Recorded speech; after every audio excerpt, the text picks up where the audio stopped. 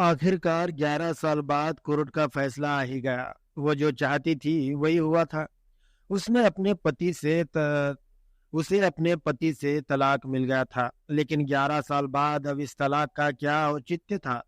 जब उसने तलाक के लिए अदालत में मुकदमा दायर किया था, तब वो 25 वर्ष की यौन के बाहर से लदी सुंदर युवती थी। अब वह 36 साल की प्रौढ़ा हो चुकी थी। चेहरे पर उम्र की परितों को दिखाने वाली मोटी चर्बी चढ़ गई थी, जिस पर झुर्रियां पड़ने लगी थी। बाल सफेद होने की ये कोई उम्र तो नहीं थी, लेकिन गमों के सायों ने उस पर सफेदी फेरनी शुरू कर दी थी। यौन पता नहीं कब चला गया था।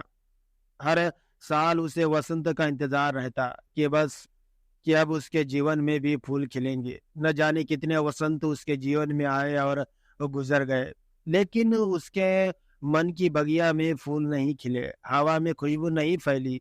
36 वसंत दिखने के बाद भी उसे लगता कि उसके जीवन में कोई वसंत नहीं आया था। दूर दूर तक जहां तक नजर जाती थी, पतझड़ ही पतझड़ दिखाता था और आंखों में रेगिस्तान था। उसके जीवन के गुजरे साल सूखे पत्ते की तरह हवा में उड़ते हुए उसके दिल में भयावह सन्नाटे का एहसास करा रहे थे।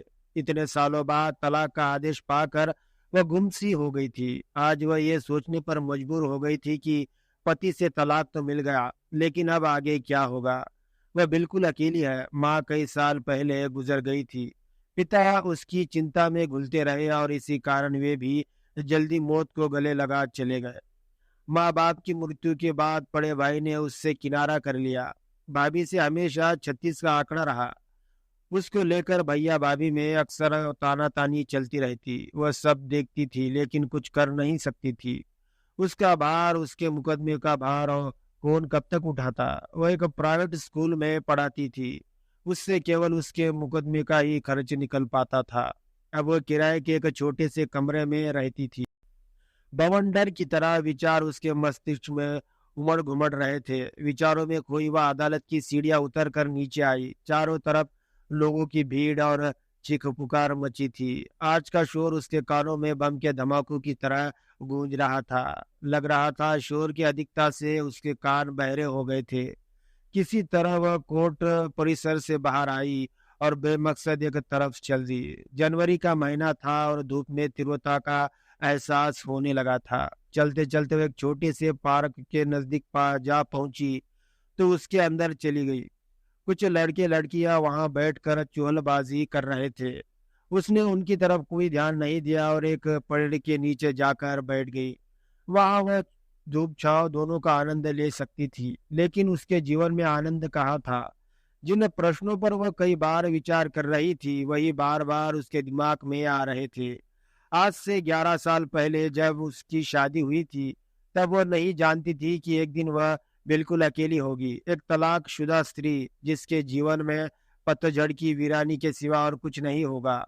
शादी से पहले उसकी सहेलियां उससे कहती थी कि वह घमंडी और अपनी खूबसूरती के मद में चूर लड़की है। वह नहीं जानती थी कि उसके स्वभाव ये सारे अवगुण कैसे आए थे। ये जन्म से था या हालात के तहत उसके स्वभाव में समा गए थे। तब वह जवानी और अपनी खूबसूरती के मद से चूर थी, इसीलिए अपने इन अवगुणों की तरफ देखने, सोचने व उनमें सुधार लगाने की तरफ उसका ध्यान नहीं गया।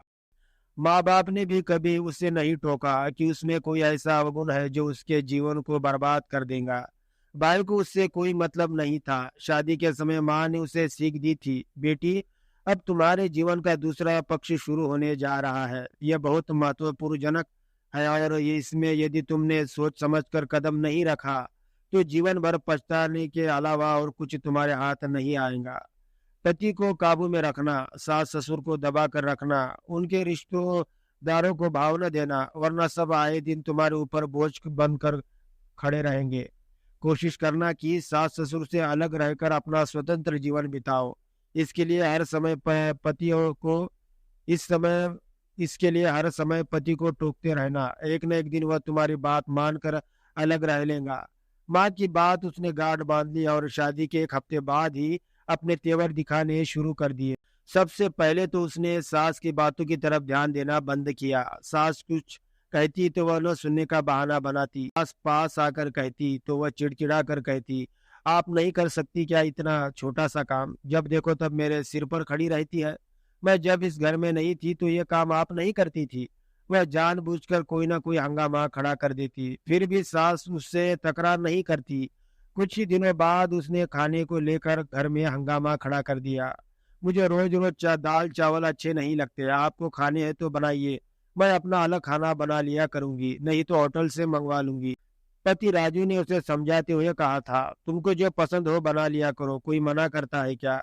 वह फास्ट फूड की शौकीन थी, चाइनीज और कैंटीनेबल खाना उसे पसंद था। वह जानती थी ये चीजें घर में नहीं बनाई जा सकती थी, और अगर कोई बना भी ले तो किचन की गर्मी जी में फूकने से अच्छा है होटल से मंगवा कर खा ले। इसलिए उसने इतना नाटक किया था कि घर में खाना बनाने का झंझट न करना पड़े। फिर भी उसे न साफ साफ कह दिया कि वह खाना नहीं बनाएंगी।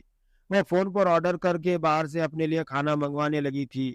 इस सब का एक ही मकसद था कि वह राजू को अपने माँ बाप से अलग कर सके। यही नहीं, हर रविवार जिद करके वह राजू को बाहर भी ले जाती और महंगे रेस्टोरेंट में खाना खाकर आती। जब भी दोनों बाहर से खाना खाकर आते, वह खेत देखती कि राजू का मूड उकड़ा उकड़ा सा रहता है, लेकिन वह ध्यान नहीं देती थी।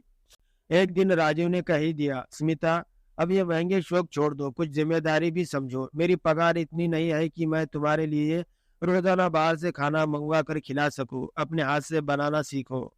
मैं पूरे घर के लिए खाना नहीं बना सकती, मैं तुम्हारी पत्नी बनकर आई हूँ, तुम्हारे साथ रहना चाहती हूँ। माँ बाप से अलग रहो तो मैं घर में खाना बनाऊंगी, वरना बाहर से ही मंगवा कर खिलाओ।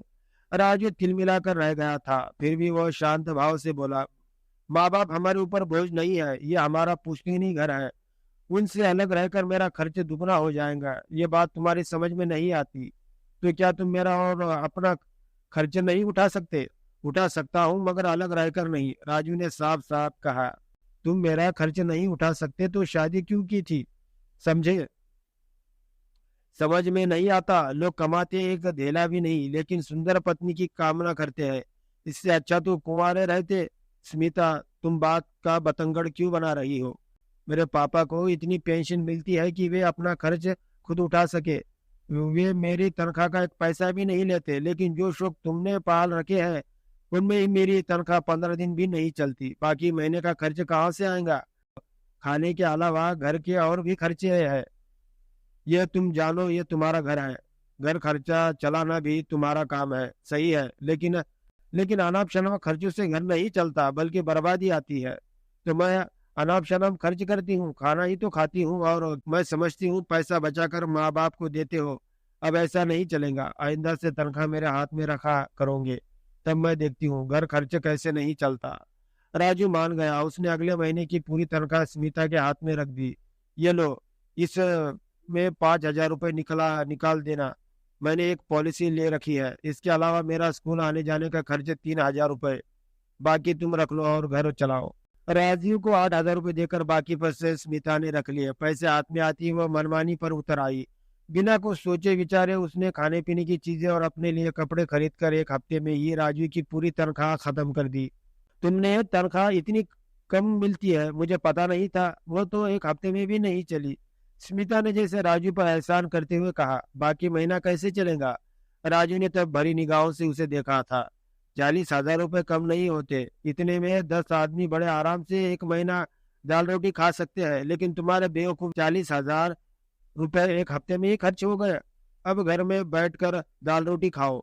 राजू की आवाज सख्त नहीं थी, लेकिन उसमें थोड़ी तलखी थी।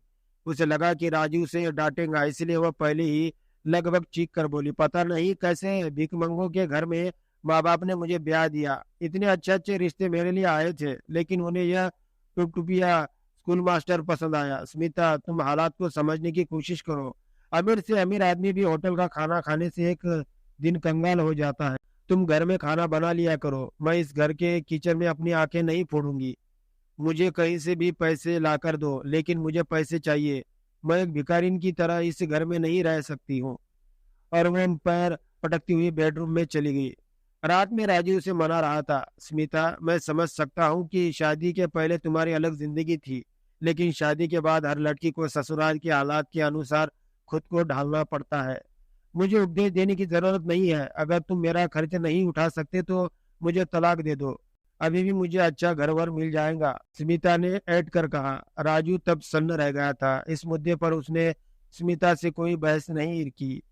स्मिता रोज राजू से पैसे की मांग करती, लेकिन वह मना कर देता। एक दिन खींचकर स्मिता ने कहा, कंगाल आदमी, लो संभालो अपना घर, मैं जाती ने तेज में अपने कपड़े लेते समेटा और जाती जाते फिर बोली, जिस दिन मेरे खर्चा लायक कमाने लगो मुझे विदा कराने आ जाना, लेकिन उसके पहले माँ बाप से अलग रहने का इंतजाम कर लेना। दोस्तों, उम्मीद है आपको ये छोटी सी फैमिली स्टोरी पसंद आई होगी। तो दोस्तों, प्लीज इस वीडियो को लाइक और चैनल को सब्सक्राइब जरूर करें। दोस्तों, ये कहानी पूरी तरह से काल्पनिक है। ये कहानी सिर्फ आपके मनोरंजन के लिए बनाई गई है। धन्यवाद।